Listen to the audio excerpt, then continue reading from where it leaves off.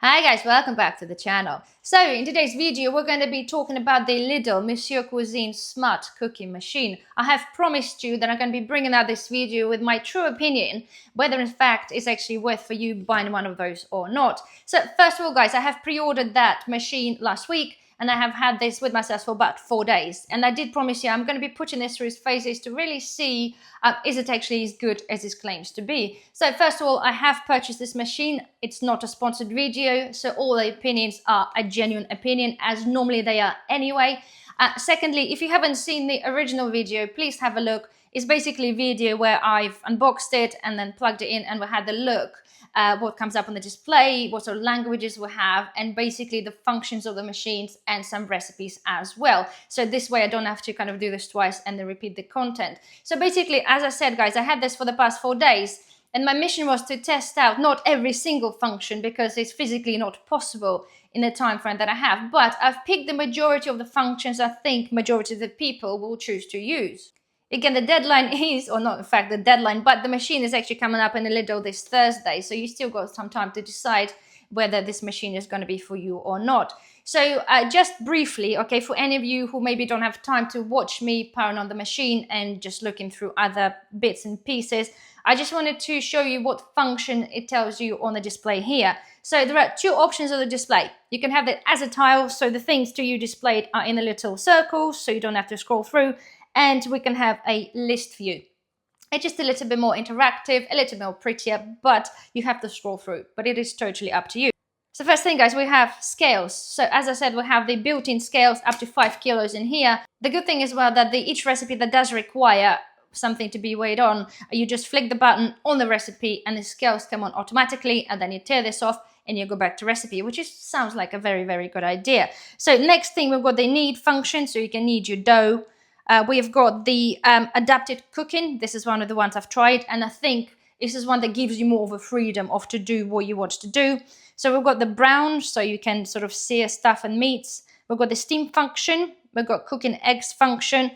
We've got sous vide function. We've got slow cook function, and we have ferment, and then we have the turbo function, puree. We've got the smoothies, and we've got the pre-rinse. So this is your basic functions. Within majority of the functions, there are options for you to adjust either the temperature or the speed of the blades or anything else. But it's only applicable in certain recipes, if that makes sense. Not every function has flexibility of changing something because in most cases it's actually not relevant. So without further ado, guys, as I said, okay, I have tested few of the functions on the machine for the past few days. So now let's go through the functions, okay? Please do bear in mind this recording's been done on the separate days during the day when I was cooking and doing other things. So they are going to be not coherent rated, but each function is clearly there and clearly tells you what I did and what the results were. So now, adaptive cooking. So to me, I think this is a go-to for many, just to use this machine as exactly what it is, because this is the only function that seems to be offering us ability to control the temperature, time, the speed of the blade, and they turn left or turn right. So it looks like they turn left would be the chopping stage because the blades on one side are sharper, on the other side is more like a mushing or mixing together. So now, okay, so I'm gonna go with the time and I'm going with the speed. First of all, I'm gonna chop some onion. We're gonna be making a bruschetta today, so onion is gonna be the first thing. So I'm gonna chunk the half an onion in there. Okay, we're gonna put the lid on. Okay, right, lid is on, so it tells us it is on. And now, so the speed, right, you can control the speed from here. It depends, the faster it goes, the more finer and quicker the things that get chopped. So I want the onion to be fairly small, but I don't want it to be mushed, so I'm going to go with a 4. And I'm going to set the timer for a few seconds. We are literally talking about, the blade goes so fast. So let's go for, say, 5 seconds, and we're going to be turning right because this is the sharpest part. So I'm going to start that.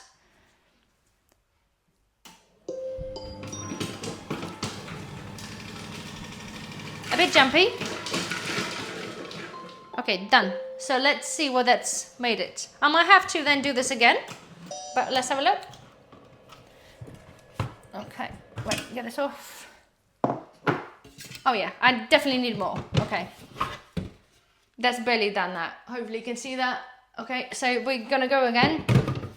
Clearly it's just working out to what it means in speeds and what you put in it, because if you put something softer it might be quicker. So let's go again. So time, again, let's do, my goodness, push the boat out, let's do 20 seconds. Speed, let's maybe go to 7 or 8. Okay, let's do that and see.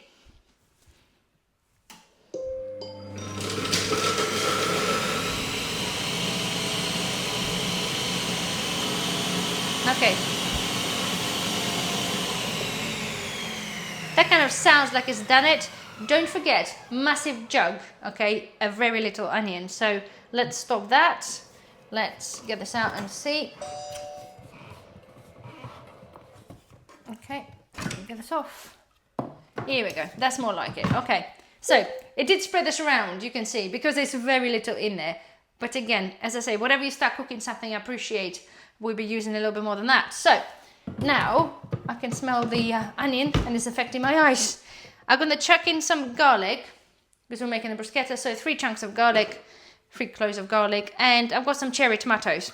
It's not normally when you make bruschetta, you chop this by hand, but again, the whole idea is I'm just testing this out. So I'm going to put them in there and I want them to be roughly chopped, maybe slightly pureed. Let's see what happens. Let's put the lid on. And again, this is not something you do in one of those, but we want chopping, we want mixing, so pause, so keep the cooking, pause, yes, and pause. In fact, probably not. Go back into that. So let's change that to, let's do 6 and seconds less, because I want them just to be slightly chopped. See what we can do.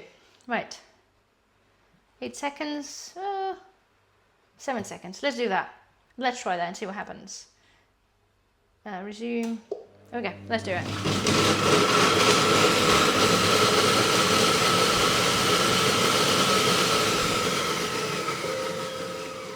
Okay. I can see the splats over there. That could indicate a tomato paste, obviously. Right, okay. Yeah, a bit liquidy. There we go.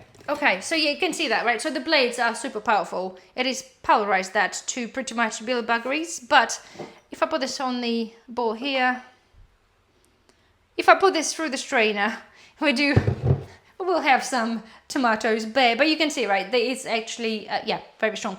Funnily enough, I've done this the other day, well, actually yesterday, and with less tomatoes on the lesser speed, it chopped them up roughly, that was fine. This is a little bit overkill, but you can see, right, so this is chopping soft fruit, soft vegetables. You can see that makes it into the pretty much like a soup. Anyway, so the idea is you got there, okay? So in this instance, adaptive cooking, we have the time, we have the speed, we have the turn left and right. So the temperature, right, so if I put this on, right, I think we need the lid on to see what it will do. Let's close that.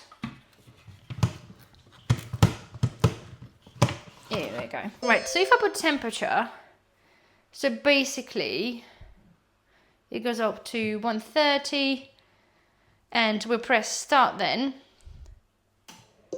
So then, for example, if we pulverized our tomatoes, okay, and now they're inside there, you put the heater on, they will start cooking your tomatoes. So if you wanted to make this into the soup, then they'll give you that. See the speed, I get it.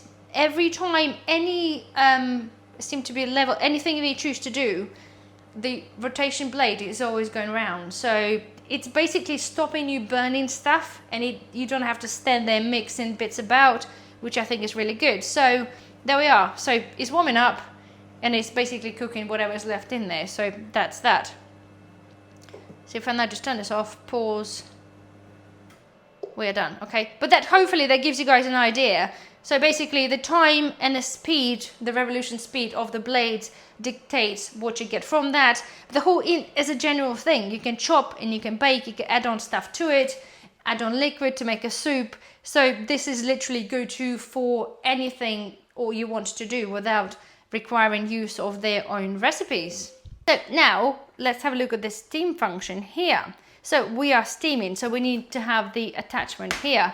As I understand, right, you got this attached to the bottom, so you have to kind of find your way. There's no lines, but you're gonna feel this click, and you have to twist this in like the lid. It makes it sound like it's ready to go.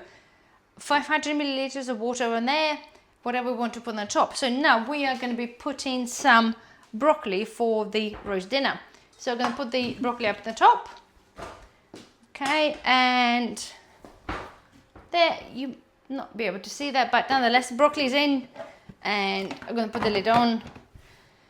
So here, unfortunately, I kind of expect to see the times maybe for the volume, for the weight, but it doesn't tell me. So 20 minutes so far, I can only literally adjust the time.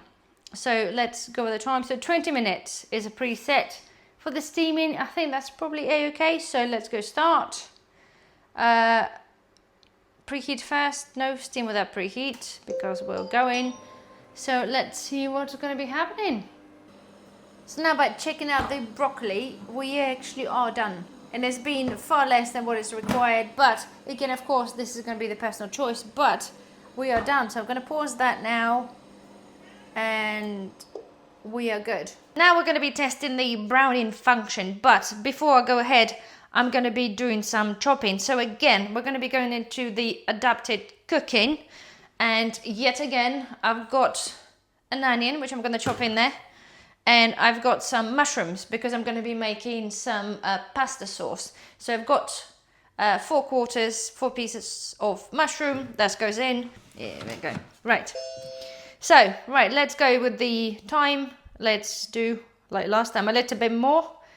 Right, let's do, say, 10 seconds. Speed. Learn from past mistakes. Let's go for, okay, let's go for 8 and let's start.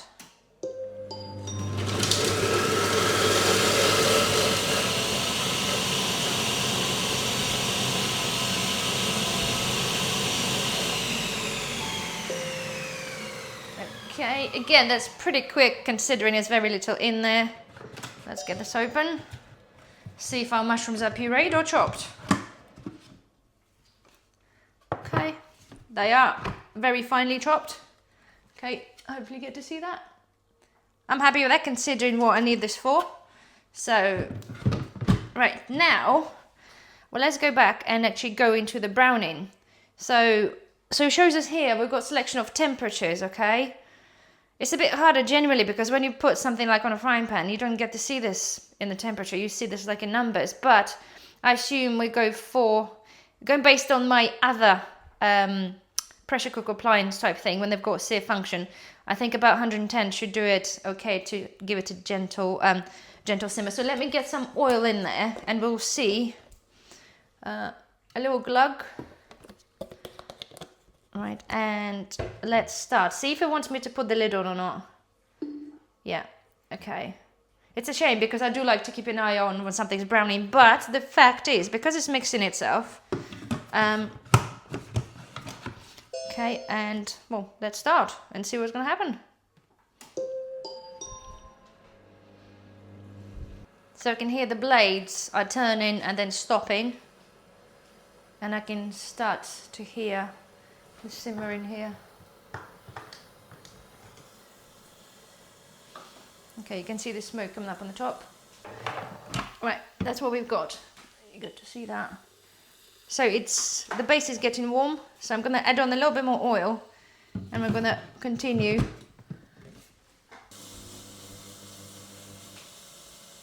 So I'm going to have a look again.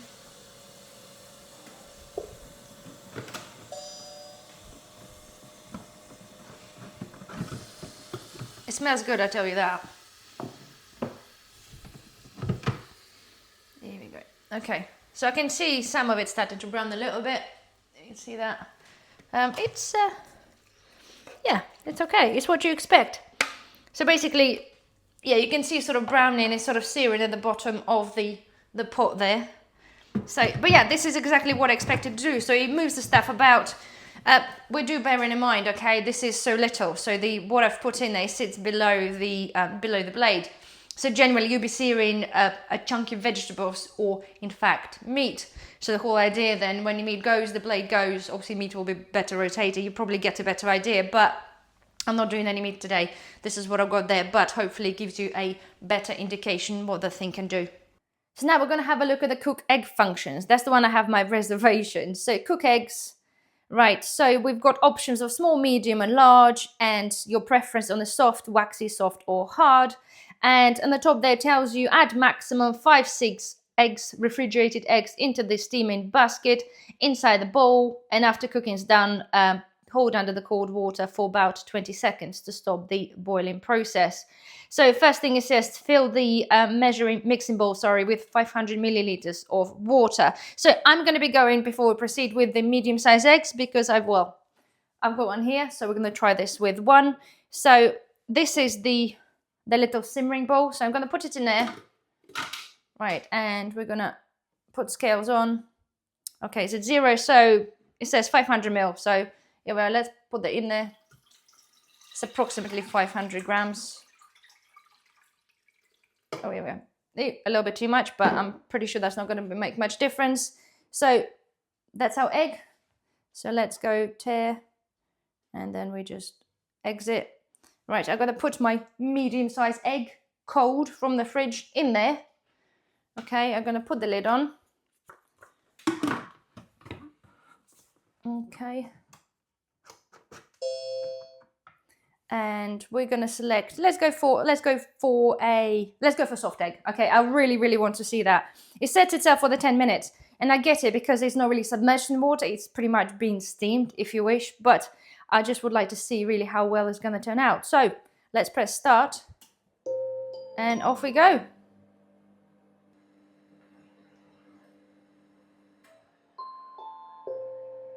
Okay, and just like that we are done. So let me quickly get this out, put this for 20 seconds into the cold water, and I shall see you when the camera zoomed in on the egg. So this is the egg, cooled for 20 seconds. So let me quickly peel that. So guys, there we are. A bad job of peeling, but it is done.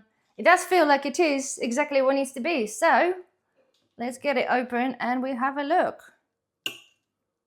Here we go.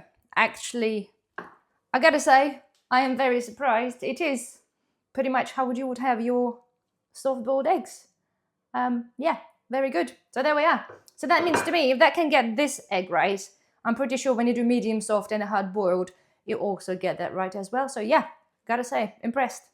So now, brief look at the pre-rinse. It kind of goes without saying really, but so you got the short cleaning at 1 minute and 30 seconds. And you got the long cleaning and 1 minute and 45 seconds. Go figure. Anyway, but it tells you here, so scale 500 grams of water directly into the mixing bowl and add some detergent. I have run this before. It is uber loud. The blade's going absolutely crazy, but let's go for a short cleaning. And I have stopped this before because it just wasn't the point of doing this for so long. The pot is not that dirty, so it'll be okay. So let's do basically these scales. So it tells me here scales. So they want 500 grams. So let's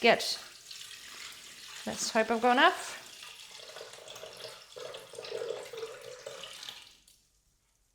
Almost. Oh, look at that. Right. Almost enough. So now, right, tear. We don't need that now. So let's exit. So I'm going to put a squirt of washing up liquid. And now let's put the lid on.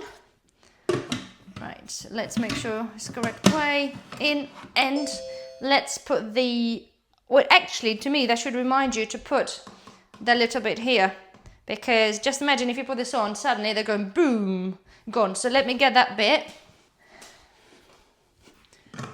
That's probably a little bit of a faux pas on that one.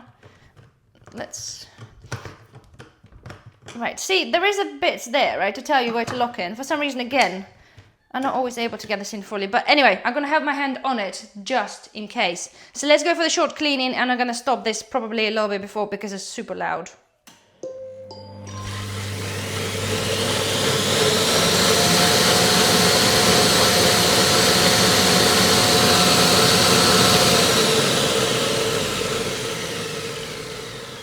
So it told us there on the display, so the blades were spinning to the right at the speed of 10. You can hear this. This sounds absolutely horrendous, but the whole idea, I suppose, that the water circulates all the way up to the sides. So let's see our wash up liquid soup. Let's get this up. Oh, come on. Here we go. Right. The idea is a pre-rinse, not a wash. So just basically makes it for you a bit easier to wash it. So, right. Well, I'm just showing you dirty dishwater really, but it's just pre-rinsed it. Pretty much you can see all the way to the top. So happy days now. Obviously take it to the sink, get it washed out, and happy days.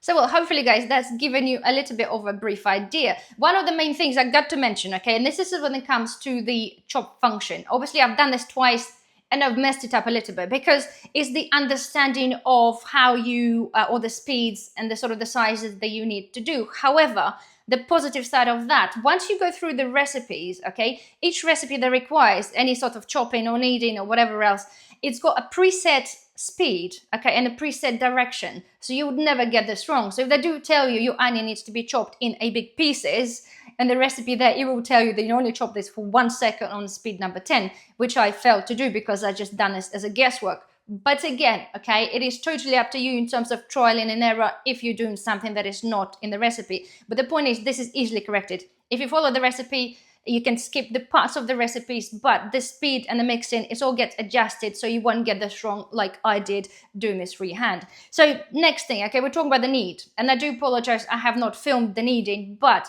I did actually kneaded the dough because this is one of the things I wanted the machine to do because I use a Kenwood freestanding mixer to do my kneading, and then I just put the cap on it and let it sit and basically proof the dough. And I didn't really want to have the hassle of getting the Kenwood out. So to me, this was like a good option. So originally, you need the dough with a dough hook, unless you, of course, do this by hand. Well, this machine doesn't have that. So it still needs the bread with the little blades that are inside.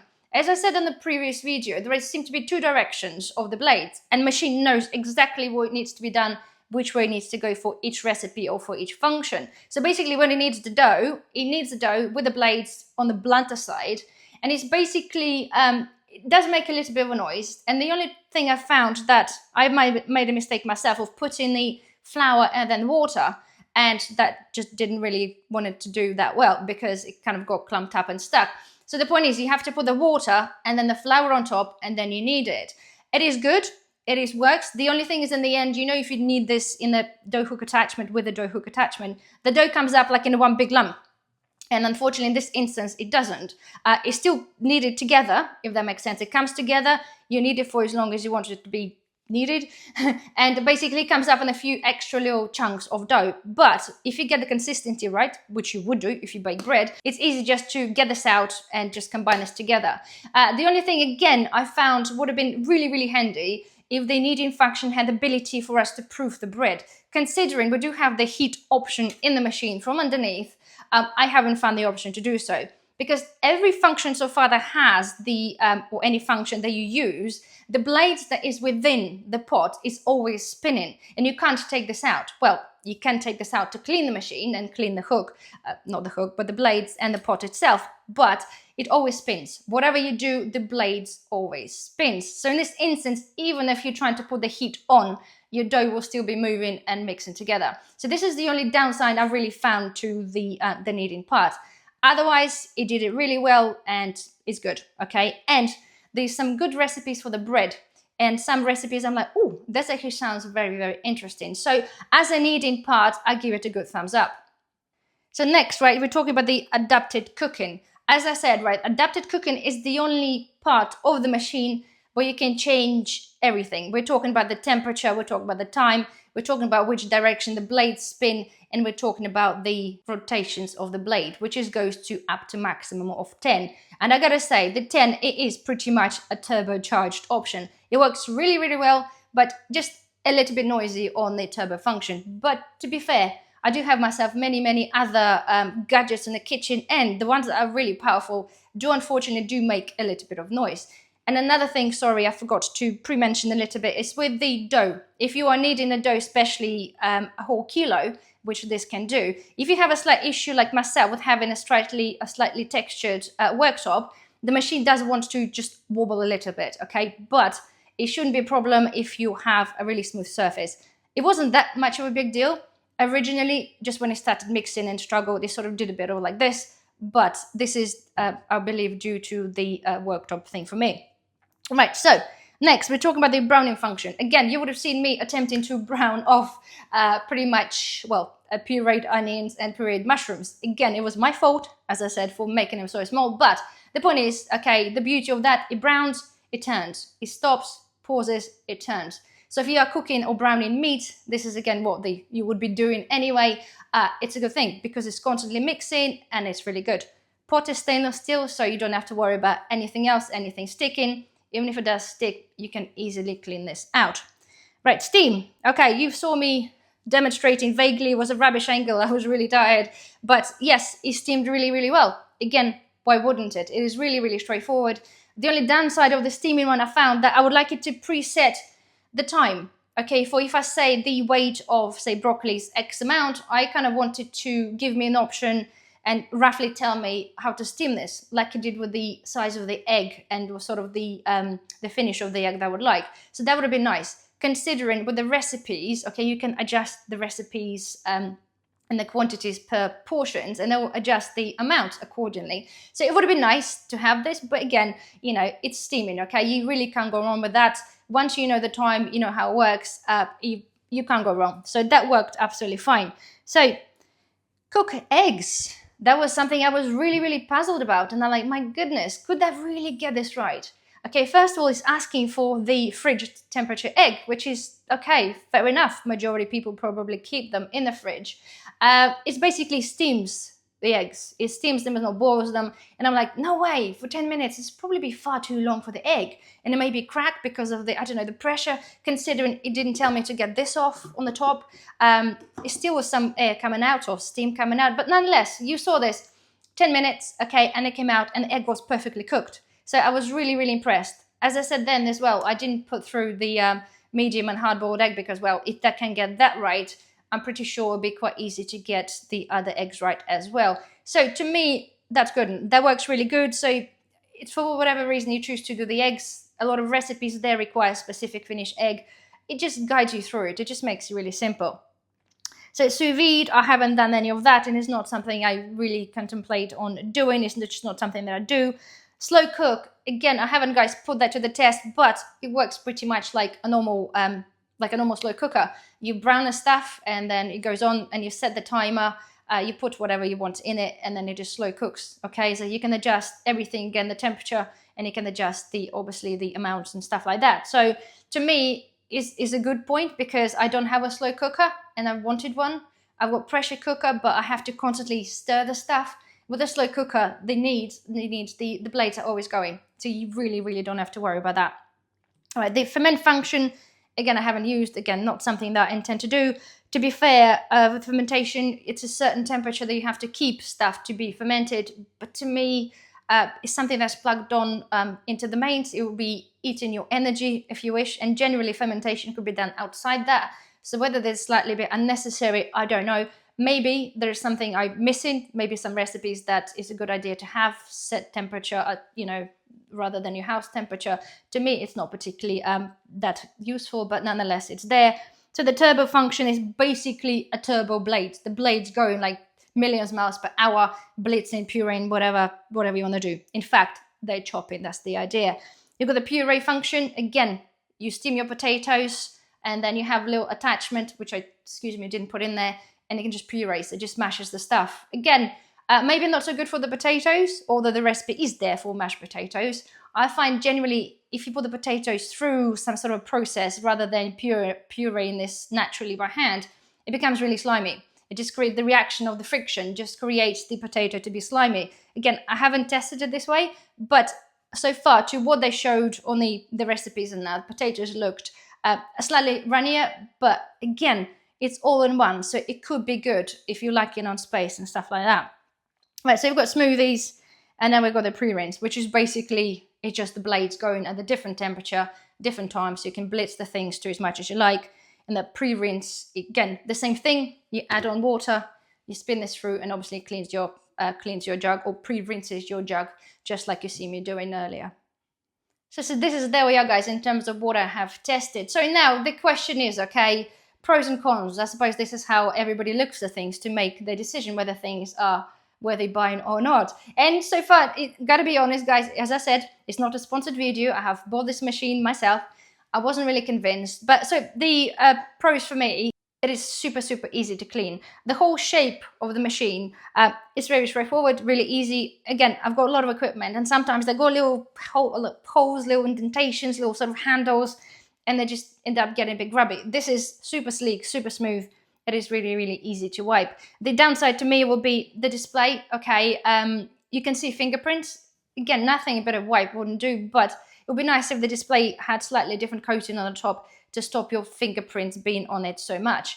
The con as well is the size. The size is big, although it's not overly heavy. It is pretty hefty, but it is rather big.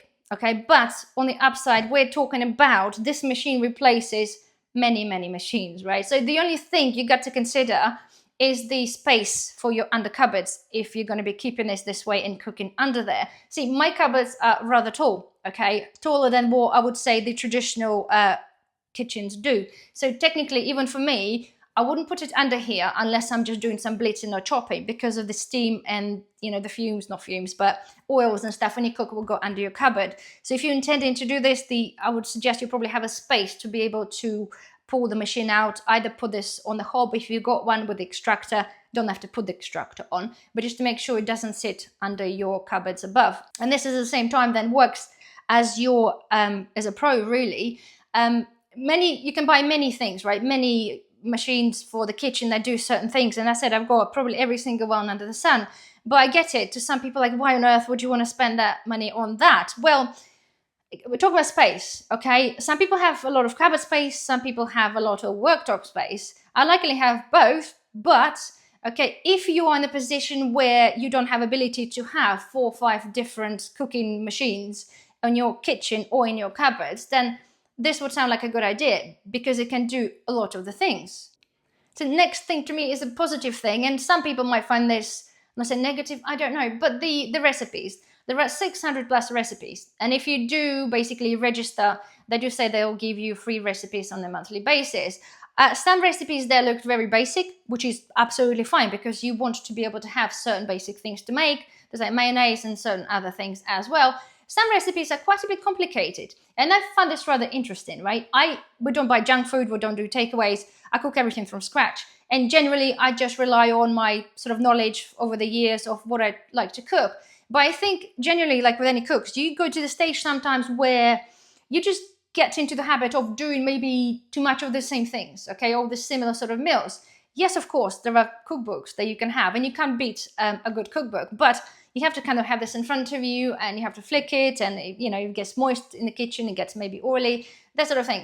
It's kind of one of those. But I find that gives you a little bit of like, ooh, that sounds interesting. And again, I understand you can have a look online, you can search for anything and you can find anything online, but this machine is currently not connected to Wi-Fi and the recipes are there. Okay, so you don't have to rely on the internet, you just have to rely on power. And as I said, I find it that if you set into the food fatigue in terms of the boredom of what you cook, there's some recipes there rather interesting. And another thing as well, again, will be a positive, is a lot of the recipes there are giving you visualization. So certain ones, so if you press play or start, it actually shows you. So it says, I like chop the onion. So it shows you lady peeling the onion and chopping it in there, and then it shows you the result of what that should look like. It's not in every recipe, but for few recipes I looked, it seemed to be very detailed. So if you are very new to the cooking or very unsure on the results you should be doing or things you should be doing, that seems like it's a really, really good idea. Another thing with the recipes, right?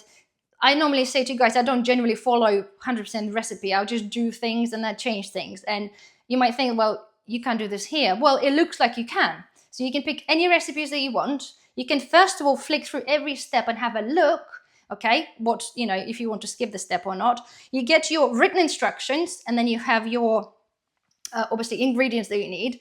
And on the right-hand side, you can then, like I showed you in the first video, you can choose the amount of portions, and then the recipe amount and stuff will change with it. So you can start cooking, and if you don't have specific ingredient, for example, you can just skip the step, go to the next, okay, and that's that. So everything there seems to be very much adaptable.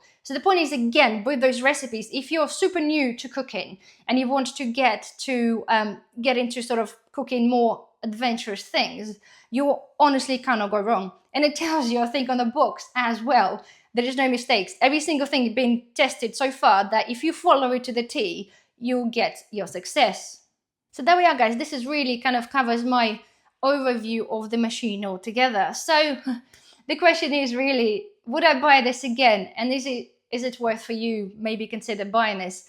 I have, as I said, guys, I do have pretty much every kitchen gadget under the sun, but apart from the slow cooker. To me, right, it is currently, well, it's £2.99 on the LIDL Plus card and £399 when it comes out without. Would I pay £299 for the machine knowing what I do now? Yes, I would. I would buy this again purely just for me, for the sake alone of having the kneading function and the slow cooker function just alone, okay? Because I don't have to mess around taking my pressure cooker out or taking the big machine. It can just sit here and I can do two functions without taking anything out of the cupboards. Would I pay £3.99? I would say no, okay? Purely because in my instance, because I do have so many of the different things, to me, £2.99 seemed to be a good breaking point, a price point for the machine. It does offer a lot, but £400, I wouldn't be so sure. The good thing is, guys, for you, if you are looking at buying this, but you don't have a LIDL Plus card, all you have to do is just download the app and do it, and you don't ever have to use that again. As well, with the LIDL Plus app, if you spend £250 on the food or generally in Lidl, you get yourself a voucher for 10% of your next shop. So when I bought that, I got myself 10%, so I put this back in the van, came back there, done my shop, and got myself extra 10% of my weekly shop. So to me, £2.99 I think is a fair price. £3.99 will be a little bit too much, but this is based on my own, what I get from the machine. Saying that, again, I know there are market leaders there that are like £1,500, I think somebody said, for a very similar Thermomix, I think, the machine. £1,500, that sounds horrendous.